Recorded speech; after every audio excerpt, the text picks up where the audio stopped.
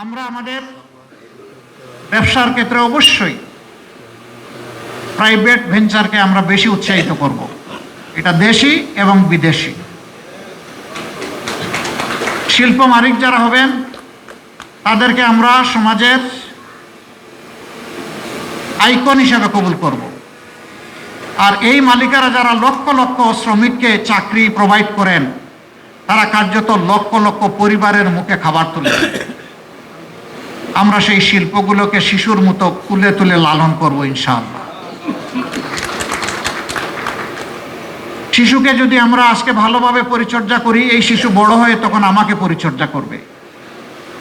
আমরা শিল্পকে এই কারণেই নিউবর্ন বেবির মতো আমরা নার্চার করব যে তারাই আগামীতে ইনশাআল্লাহ এই দেশটাকে সুন্দরভাবে গড়ে দিবেন, আমাদের যুবক যুবতীদের হাতে কাজ তুলে দেবেন।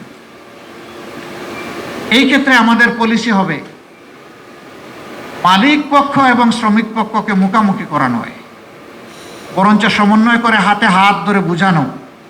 শিল্প বাঁচাতে হলে শ্রমিককে বাঁচাতে হবে, আর শ্রমিকদেরকে বুঝাতে হবে যে যদি শিল্প বাঁচে তাহলে তুমিও বাঁচবা। সুতরাং শিল্পকে নিজের সন্তানের মতো ধারণা